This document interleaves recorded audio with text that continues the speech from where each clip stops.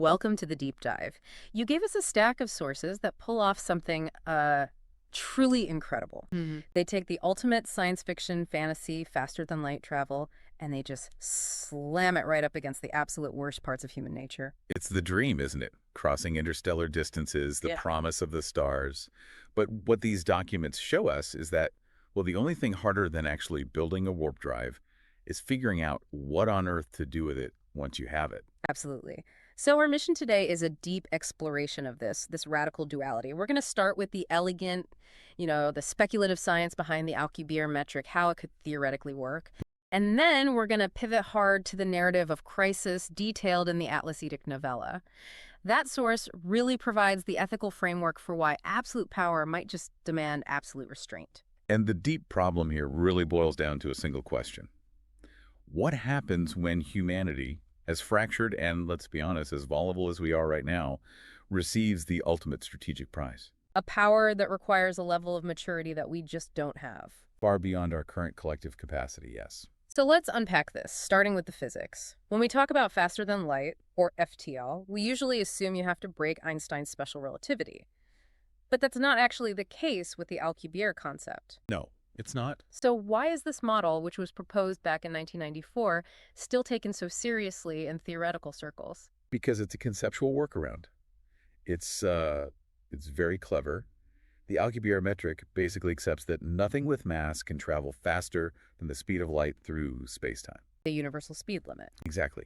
So it proposes that you don't travel through space at all. Wait, so if the ship isn't moving through space, only space itself is moving. Is that how relativity holds up? Precisely.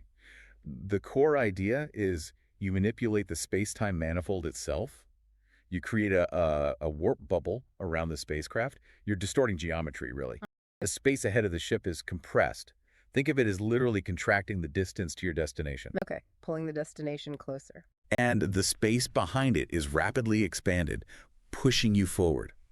So the ship is just sitting there in its own little patch of flat space inside the bubble, just riding this cosmic wave. That's the perfect analogy. And because the expansion of the universe itself isn't bound by the speed of light, distant galaxies can recede from us faster than light. Right. The surfing on a space-time distortion allows the effective velocity of that bubble to exceed the speed of light, as measured by any way outside of it. It's a brilliant theoretical cheat. It sounds beautifully simple when you put it like that. But here's where we hit the impossible hurdle.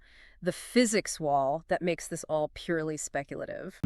The requirement for something called exotic matter. The requirement is severe. This is the main reason it remains purely theoretical. General relativity dictates that to curve space-time this specific way. Negative energy density. That sounds like a concept from a physics fever dream. What does that even mean in a relatable sense? It means violating what we call the weak energy condition, or WEC.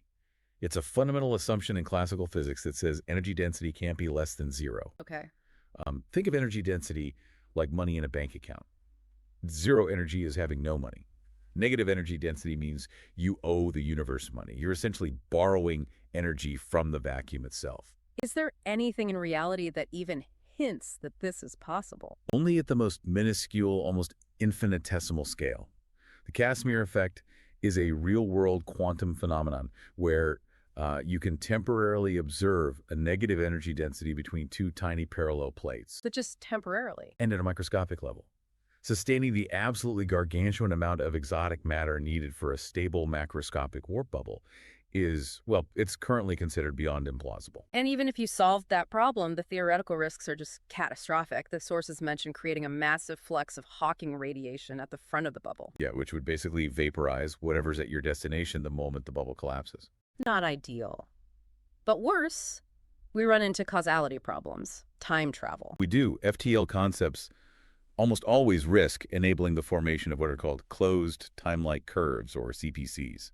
Which is a fancy way of saying a time loop. Simply, yes. Yeah. It's a path through space-time that loops back to its own starting point in time. Yeah. If you can move faster than light, you introduce the very real possibility of traveling backwards in time. Wait a minute. If the physics itself risks breaking the universe by allowing time travel, creating paradoxes where cause and effect just fall apart, doesn't that make the whole ethical debate kind of moot? I mean, if the technology fundamentally breaks reality, who cares who owns the blueprints? That is precisely the point where the physics meets the philosophy.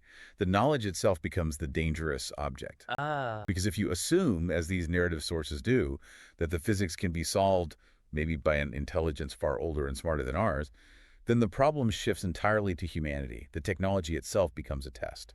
Okay, let's make that shift now from the impossible physics to the terrifying narrative catalyst in the Atlas Edict. The story kicks off with a shockwave. A scientific consortium recovers an artifact, this crystalline obelisk from the Mariana Trench, which suddenly, with no warning, downloads a massive data package. And massive is an understatement. It's an unexplained data package from an external celestial source, totaling nearly 3 petabytes of compressed data. 3 petabytes. I mean, the scale of that is the key. It immediately tells them this isn't just one simple blueprint. No, it implies the existence of, and this is a quote, other technologies far beyond human capacity for safe management.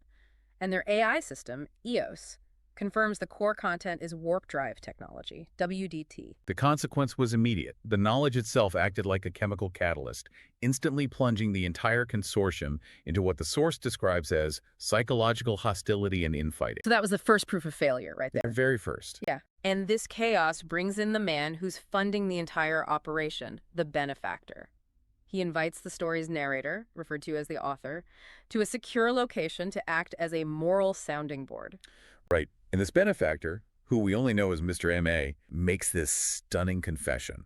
Which really contextualizes everything he does later. Yes, he confesses that he was the ghost who leaked sensitive data into government servers years before, and now, having grappled with that, he faces a crisis that is just exponentially greater.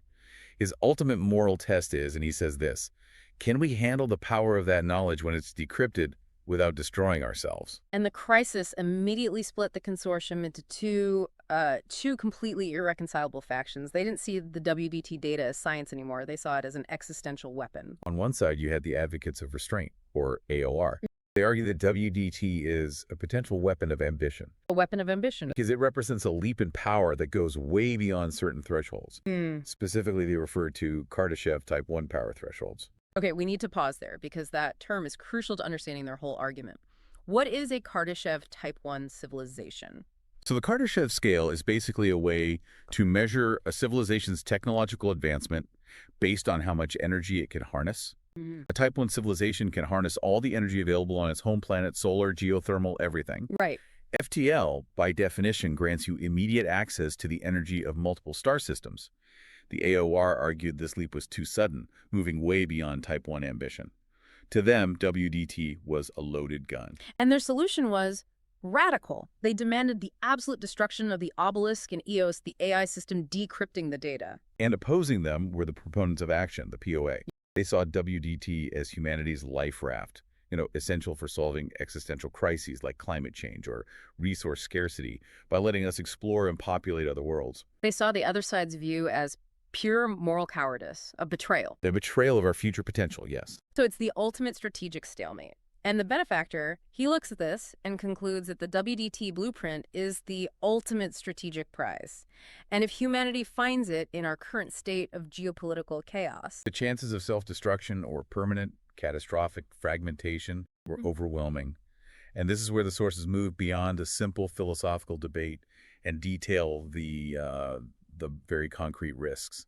They lay out 3 speculative paths to total human destruction. Confirming that WDT is the ultimate great filter, but it's one that's applied after you've unified your planet. Which we have not. Not even close. So let's dwell on these paths, because they are terrifyingly plausible. The first is the power consolidation war. Yeah.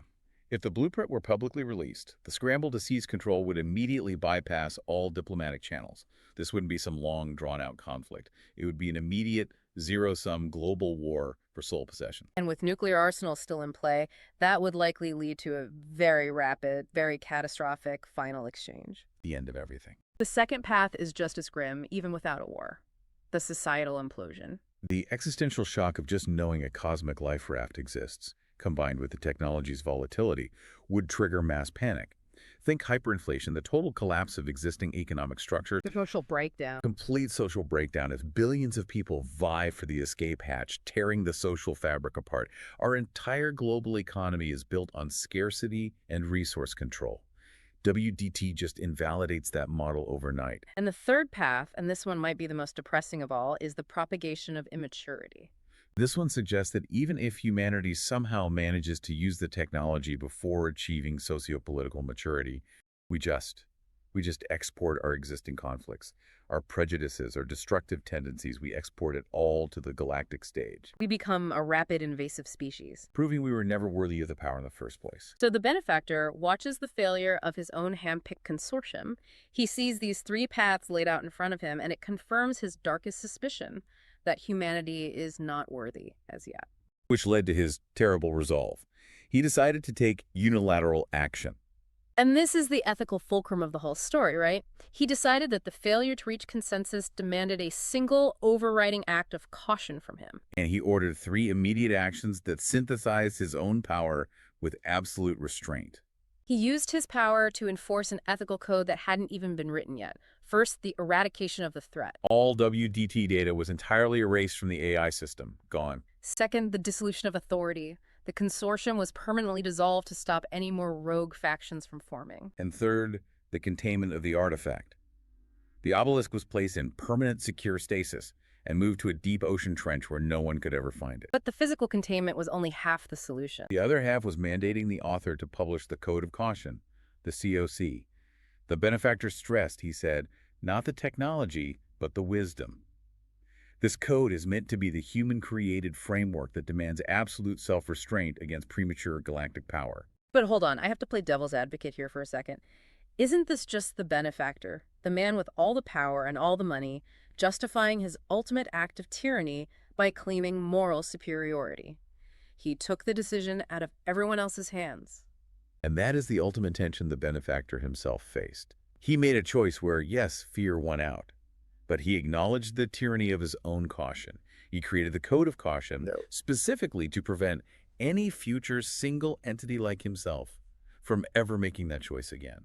Even though he had to be the one to make it this one time. Exactly. So the code itself is his attempt to negate his own unilateral action by mandating future unified consent.